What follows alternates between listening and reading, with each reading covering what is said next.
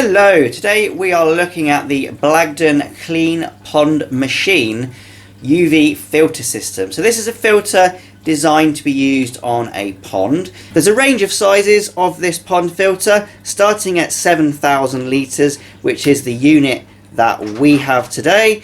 But obviously you can see here we've got a 10,000, a 13,000 and a 16,000 for those big ponds. This filter is unlike anything else on the market, and I'm going to go through all of its features one by one. So pond filters, aquarium filters, the aquarium industry as a whole has been and generally is quite stagnant in terms of development of new tech. However, this pond filter is really pushing forward with some interesting new developments in technology and how we manage our filtration systems. On the outside, it kind of looks like any other pond filter. This particular unit is an X-display, so it's a little bit grubbier than you'd expect if you bought a new one, but it still functions perfectly well and it's not really in too bad of a shape.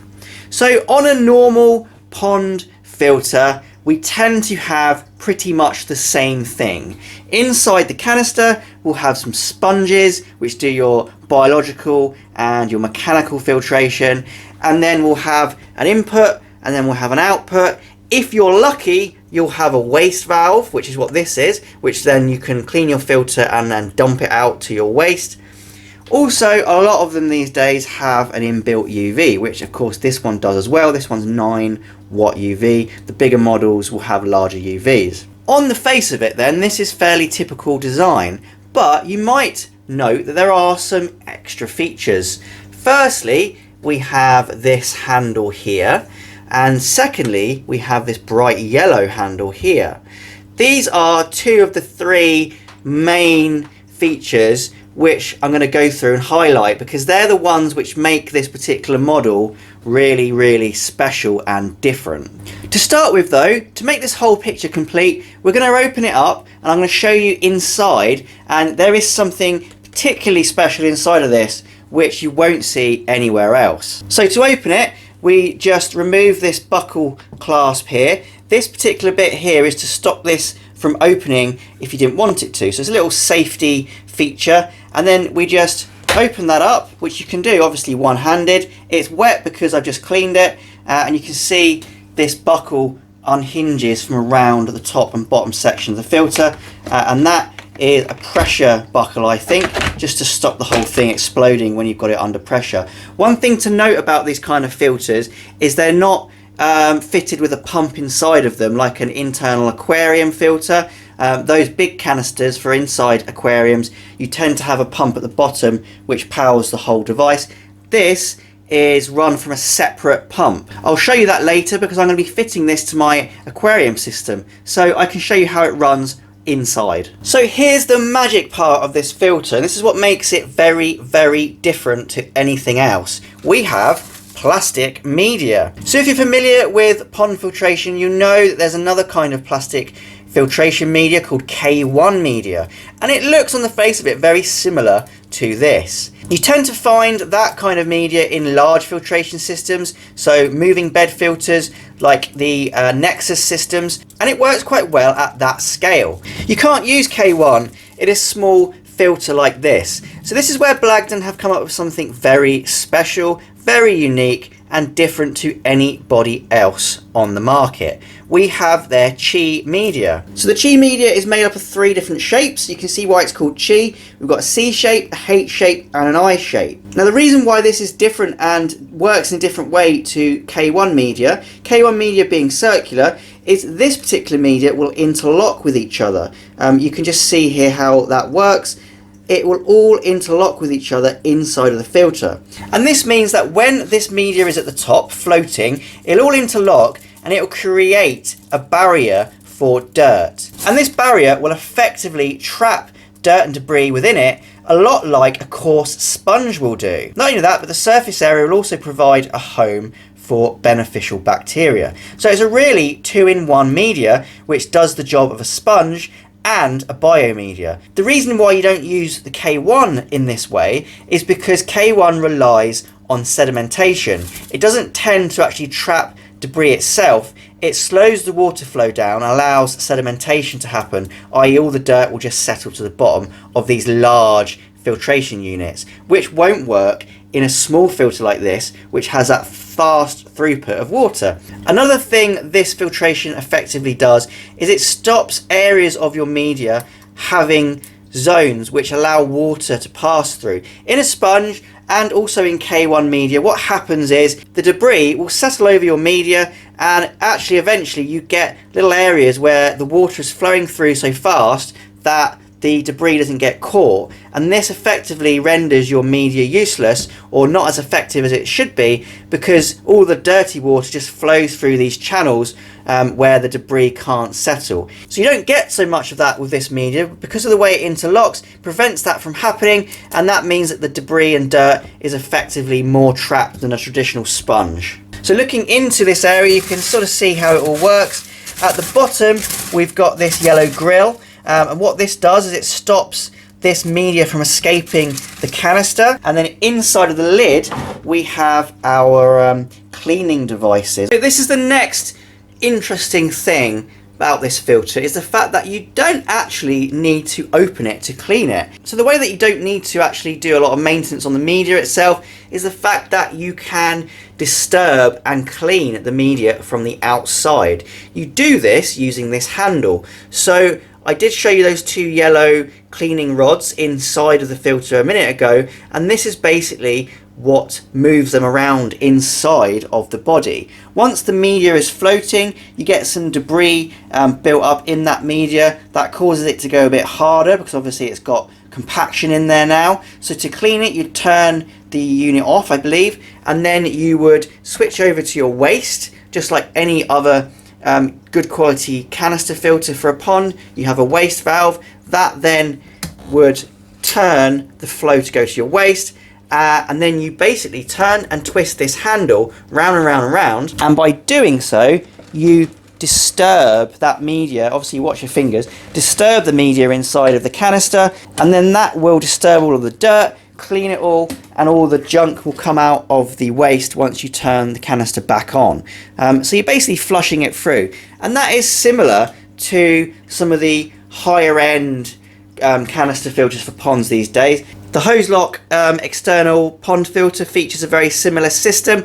Obviously in the hose lock one we've got square sponges, and in this one we've got floating media. I'm not going to go into the difference between the two on this video, but safe to say this works slightly better, but it's a very similar system. But that basically just means that you don't have to open it up. So when you've got these traditional ring sponges, you've got handles that go up and down, and it does sort of massage them a little bit, but a lot of the time you have to eventually open up the canister, give those sponges a real good clean out, and also you tend to need to replace them every couple of years. With this plastic media, you won't ever really need to replace it because it's not going to wear down, and you don't ever need to open it because you can clean it and disturb it with this handle alone. So it's a really workable system. I'm going to be testing it out on my marine system over the next couple of years, and we'll just see how it works. The next feature is something you won't see anywhere else. This is only available on this pond filter. And this is this handle. So if you're used to using a dishwasher, you'll be very familiar with how this works. So if it wasn't enough to have a really bespoke and unique media, we've also got this kind of treatment system. You don't have to use this. It's not something which you need to use. If your pond is healthy anyway, this is not something you're going to be using. But a lot of people suffer with green water, they suffer with blanket weed, sludge in the pond, and so on. And a lot of those people will also turn to an aquarium shop and they'll go and buy treatments for their pond. It's a very common thing that happens, and those treatments tend to then be put into the pond directly. So what Blagdon have done here is kind of cut out the middleman, and they've allowed you to put that treatment directly into your filtration system, where it will be effectively dispersed rather than having to put it into a watering can or try and disperse it yourself, which doesn't really work so well sometimes when the flow in your pond isn't that high. Just like a dishwasher tablet, the ones that have everything in one, this has everything in one as well. So we've got an effective blanket weed treatment. We've got a feed for your aquatic plants, because if your plants in your pond are healthy, they're going to help with your water clarity and water quality. We've got a pond sludge eater. We've got bacteria, which helps to break down the sludge inside of the filter. And we've also got a dechlorinator. Now, normally you would buy a lot of these things separately. I've worked in an aquatic shop for 10 years, and during pond season, these kinds of treatments sell very, very well, and they sell a lot. So if you have a lovely pond already, and you might be thinking, you know, why do you even bother adding all that stuff? Good for you. But a lot of people struggle, and they use these treatments to keep their ponds in tip-top condition. And this is what they look like. So yeah, very reminiscent of a dishwasher tablet. It's got various different powders in there. If you look closely enough, you can see there's different types of powder in there. We're all familiar with blanket weed treatment, with sludge eating treatments and things like that. And basically, this is all 5 of those in one little tablet. Now, you might be thinking, what am I supposed to be doing with this? Well, this is where the special lever and contraption here comes in. Basically, this opens up, this comes off, this is like a little cap, just screws in there. It's obviously got a gasket around it to stop water escaping, and you put your pod into there. When this is open, it actually also turns the flow off. So even if the pond filter's running, you won't have a spurt of water coming out. You drop your pod into the filter, and then you can see a little hole down there. And then when you put it back on, and you turn your filtration back on, or turn the handle round, then that pod drops into your filtration. It goes into here, and then that flow will dissolve the outer casing of it, and then all of that powder will come out and effectively release all of your treatments inside of your filter.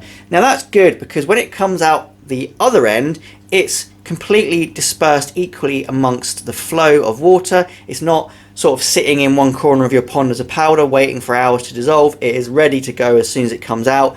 And also, that bacteria supplement and the sludge eater is in your filter, so it helps to keep your filter clean. So it makes an effective filter cleaning treatment as well. So you can't really see it, but those black holes actually normally align with water flow. At the moment, because the lid is open, the yellow casing has been turned, which then doesn't allow water to flow through it. I can actually show you, because you can move this yellow insert on your own. So let me just move it. I've moved it almost round. Let me just move it a little bit more, and then you can see now there's the water flow. What a cool little design, hey?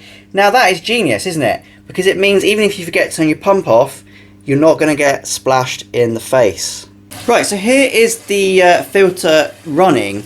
Obviously this is not a typical setup. This is a pond filter really, and you won't be typically running it on an indoor saltwater system. However, it does show you in quite a compact format how this filter works. So you have your pump, and in this case this is a pond pump. This is a Blagdon Amphibious IQ, and then the pump pushes water through into your filter. You see the arrow that says inwards, and then we'll go through the UV, and then that goes into the media. Through the media, comes back out of the output, and in this case we're going into my my pipe work, and then through my systems.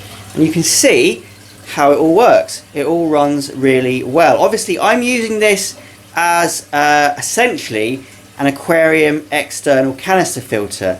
It does have an advantage over an external canister filter in that it has a built-in UV, and I won't need to open it. In terms of waste, I'm going to be wasting down there because I can put a small 25mm pipe on here. These are the hose tails you get with it. You can see 25mm, 32mm and 40mm pipe work. That's the compatibility. I'm running 32mm. In terms of cabling, it only has one cable, and that is to a UV. Now it is outdoor rated, I think, IP57. Possibly I think you could put this outside. I've just put it on the wall, and I've got the power box here. This is another Blagdon item, so Blagdon 5-way power box. So I'm on this one, so I'll turn the UV on, and now the UV is working. In terms of cable length, normally I think you get about 10 meters of cable on most pond pumps, but I don't think this actually looks like 10 meters of cable. So I'm going to say probably 2 or 3 meters from the UV. And who'd have thought, if I actually read the box, it will tell me you can see 3 meter cable, so I wasn't far off at all. Clearly in this setup I'm not going to be using this feature, but I'm going to be using the self-cleaning, or the cleaning handle, so I don't have to worry about opening this up ever. This sachet won't work, I don't think, on a marine system, so this will never be used. So I'll never really test this for you. But if you get one of these, you have to let me know how it works out. And that's about it, really. I'm going to be running this on this marine system. I'm going to be letting you know how it goes. This particular system will be done in a separate video, and also running this pond pump will be done in a separate video. So if you want to see those, then make sure to subscribe to my channel right now. Also like this video if you've enjoyed it, if you found it informative, give it a big thumbs up. Thanks to all my patrons and channel members. Once again, thanks for watching, and happy fish keeping.